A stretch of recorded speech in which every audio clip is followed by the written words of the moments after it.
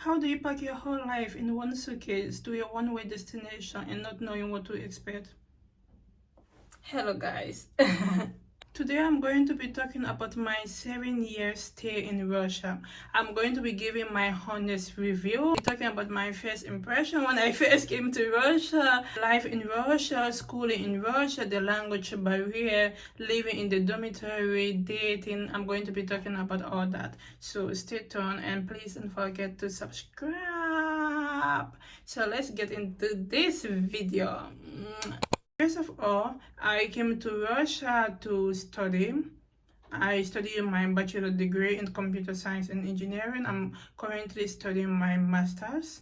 My first impression when I came to Russia, what I realized, I remember I was in Moscow at the airport. Oh my goodness, it was so cold. It was actually freezing. Like, I just came from Africa. In Africa, there we have, I don't know, plus 35, plus 30, and I was in Moscow. By then we were in November. I actually came late. Normally classes in Russia start by September 1st, but I came in November, so I came a little bit late. And by November it gets really cold. Oh my goodness. I'm imagining this situation and I'm shocked for myself. I was a kid so young, and now I'm remembering how cold it was. Oh my goodness. It was really cold. My hands literally froze. Like, oh my god. At that moment, I could not even understand why do people travel abroad. I'm like, oh my goodness. I came here, like, it was literally so cold. I felt like it was impossible to adapt to this weather. Like, it was really cold for me. I remember my eyes even got red. The thing is, why I felt so cold was the jacket I came with in Russia. That jacket was from Africa. So because of that, it was not very warm and it was not made for winter. So because of that, oh my goodness, I feel so cold. Like, I was literally crying and I could never imagine that I could get used to this weather. And yeah, later I got warm clothes, of course. I got warm clothes. It was really necessary. And then yeah, problem solved. I also remember that it was snowing. Back in Africa, of course, we don't have snow. I remember that whenever I used to watch this Christmas movie, like Home Alone, there was always snow. Like, it was so cute. So the first time I came to Russia, of course, I saw snow. I even went, I touched it. It was so exciting. And I even tasted it. Yeah, I even tasted it. It was just water. Like, oh my goodness. So yeah, the first time it was very nice. Like, and whenever the snow used to fall, everywhere looks so white. It looks so beautiful. It was like a fairy tale. On my very first day, what I observed was, in Russia, all the couples, they are holding hands together. They are kissing on the street. Also, that was my first time seeing that, because like, they're showing of public affection. In Africa, we don't have that. Like, I've never seen two grown-up adults kissed. So when I came to Russia, it was not a little bit, it was actually shocking for me to see people holding hands on the street, kissing. Like, it was a shock, like, their public affection. But then I think after 2-3 months, I found it very cute. And then later I also started doing it. I don't know if I'm going to include this part in the video, but yeah, like, from the beginning, like, it was so shocked. I was like, oh my goodness, how can people kiss in the street? How can people hold hands? I was like, oh my god. And then, like, later, I'm like, okay.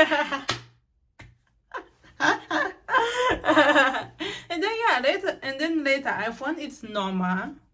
I was like, okay, it's just a normal thing. They love each other, so that's why they are holding hands. That's why they are sharing affection. It's actually very cute. Like, living in Russia changed my mentality and changed me as a person.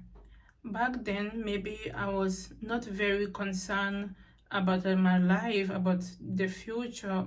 So I remember when I graduated high school, I was always like thinking about how to post on Facebook. I always used to post on Facebook. I'm going to put the pictures here. I was this slay queen. And then me coming to Russia literally changed me. I had to focus on my education, to learn how to cook, because if I don't cook, no one is going to cook for me. I had to start searching for a job, because me coming to Russia, one of the mistakes I made was I did not learn any skill in Africa. So coming to Russia, I did not have any skills, but then I knew that I need money, because I cannot depend on my family at home to send me money from Africa to Russia. Like, oh my goodness. I realized that I needed money to live in Russia. I wanted to be independent. I wanted to find a job. I realized that there is more to life than slaying or posting pictures. I was living in the school hostel, in the school dormitory, and then I had friends who live in their own apartment. Some of them, their parents paid for them. Some of them, they were working and paying for the apartment. That really pushed me. And I was like, oh my goodness, I don't want to live in this hostel anymore. I want to settle down in life. I want to be going to university and be living in my own apartment. I want to be somebody. So my mindset really changed. I became really open-minded, and then I started reading self-help books also. Before, I only used to read books about romance. That was all.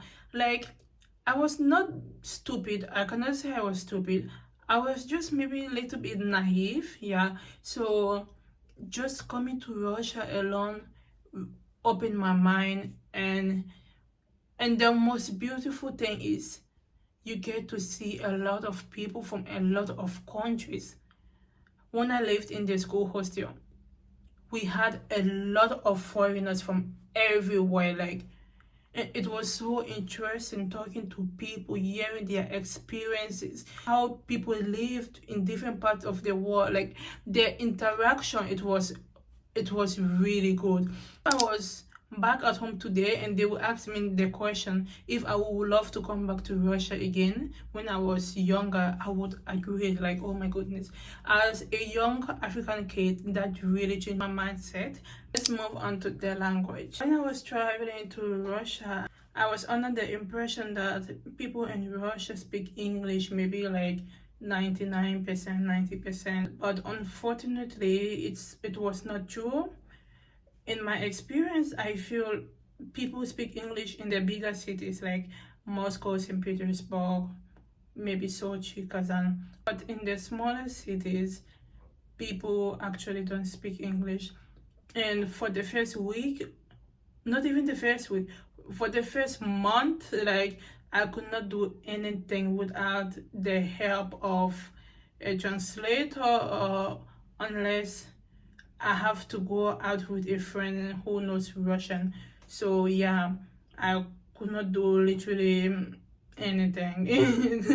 Then everyone were literally welcoming. Everyone were welcoming. They were like, oh, don't worry, you learn the language. But I did not believe. I was like, yeah, maybe. Yeah, after 3-4 months, I could speak Russian. I could go out and buy stuff on my own. So yeah, everything was okay.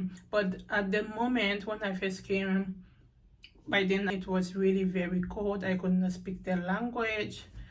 For the first, I think that my first 2-3 months in Russia was not the best time of my life, really. So this takes me to the racism part. I remember when I was coming to Russia, I was at the airport. There was this man, like an older man, maybe by then he was in his 40s. He was like, where are you going? Because I was a kid. So he was like, oh, and I was a kid and I looked so small, and he was like, where are you going? I'm like, I'm going to Russia. He was like, oh, with all the countries in the whole world, you did not see any country to go to. You decided to go to Russia? So he asked me that question. I could not answer, and as a kid, I was so shocked. I'm like, oh my God, what happened? Why is this man saying this to me. I lived in Russia for so many years. I've never experienced any form of racism. And to be honest, people are actually very nice to me. Even when I'm in the street, people are like, oh, are you a model? Do you want to come for a photo session? Something like that. They are always offering me nice things. And even back then, when I used to get lost, people always help me. So yeah, to be honest, I never experienced any form of racism. My brother also lived in Russia for so many years, and he also never experienced. So, I also have friends who live in Russia too, who has their wife and children, like, you know, literally. So yeah, you know, everyone know that the most beautiful women in the whole world are Slavic women. I also observed that when I first came to Russia, like, Russian women, Russian girls are so beautiful, and they are well kept. Their hair is always clean. They always have their manicure. Like, they are well put together. Like, for example, when I was back at home, I never used to make my nails. So like, I did not even care about that. Okay, maybe it was because I was young. Not even that. Back at home, people don't go and make manicure every month. But in Russia, every month we do our nails. Now I don't say they do, I say we. Because yeah, every month I do my nails. It's like I cannot even go without manicure. Living in Russia make me more feminine. It brought out the softer part of me. So yeah, that's really a very good thing. A lot of people have asked me if I've dated Russian guys, and yeah, the answer is yes. Like, 99% of the guys I dated, or maybe 100%, they were all Russian. So yeah. And if Russian guys love black ladies, or Russian women love black men, of course the answer is yes. If you guys want me to do a video about dating in Russia, comment down below. I'm going to do that video. So guys, thank you so much for watching this video. That's literally all for today. In my next video, I'm going to be talking about the challenges that I face while studying abroad and living abroad. I'm going to be talking about that. So if you don't want to miss that, subscribe. And guys, honestly, if you guys subscribe to my channel, I will be so grateful, and I will be motivated to make new videos. So please subscribe. Have a nice day, guys. I love you guys so much.